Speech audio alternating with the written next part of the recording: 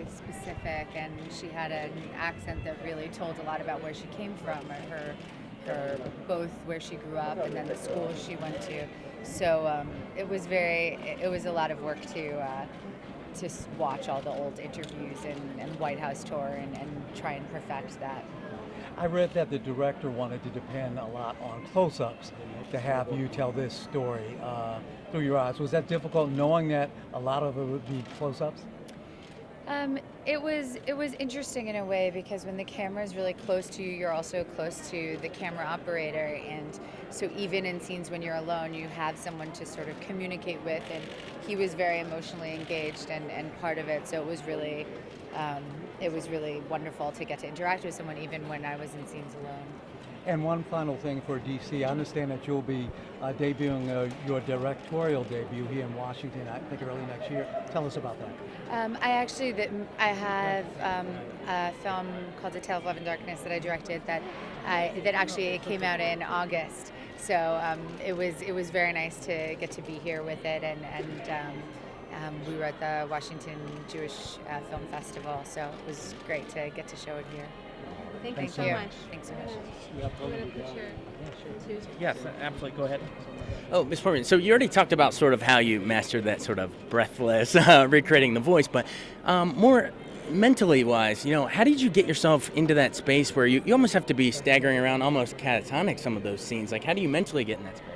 Well, it is such an incredibly traumatic, tragic, violent event that happened to her, as the film takes place in the days just following the assassination of JFK. So it's, absolutely what you would imagine emotionally, that it would range between intense grief, disorientation, anger, dark humor, and it sort of allows all these different aspects of grief to come out. And as a expectant mother of yourself, take me into that scene where you have to go tell Caroline and John. That's one of the most powerful scenes.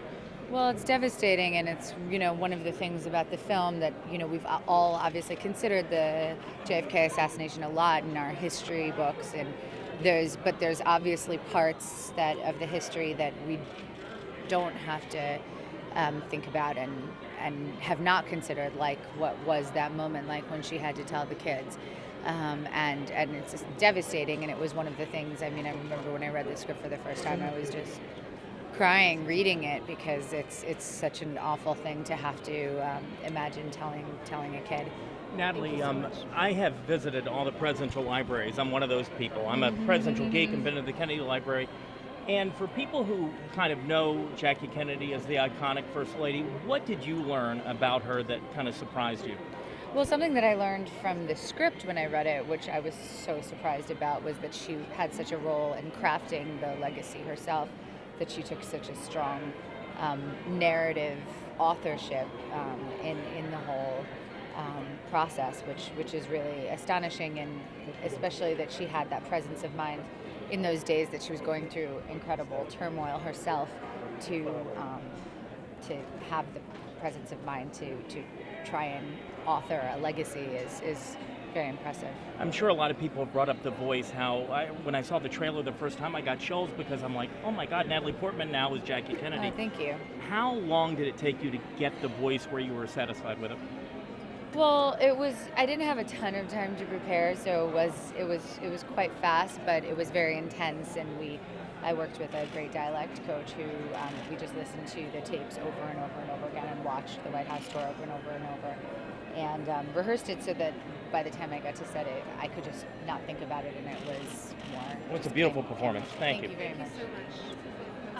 Hi, Natalie. I wondered if we're thinking right now here in Washington and really everywhere about the role of a First Lady, and I wonder if you could talk a little bit about how you think Jackie Kennedy, how she really took on the role of First Lady, and how that compares to some of the modern First Ladies that we're seeing today, including Melania Trump.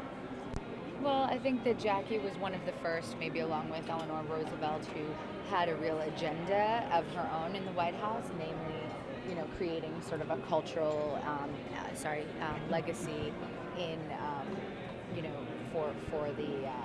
for the country, creating a spotlight on artists, having these objects that had historical meaning in the White House and preserving buildings that were meaningful to the history of the country. And since then, of course, first ladies and hopefully in the future first spouses will also be this sort of extra gift that the country gets when they get their president, that they, it's not someone who's elected, it's not someone who's an official role, but they're still working to help our country become a better place. Now, I know you are friends with Jared Kushner, and you've spoken out about Donald Trump. What kind of role do you hope that he has in advising the president-elect? I hope for the best for our country, I think, as all of us do, and I have faith that our country can get through a very divided moment.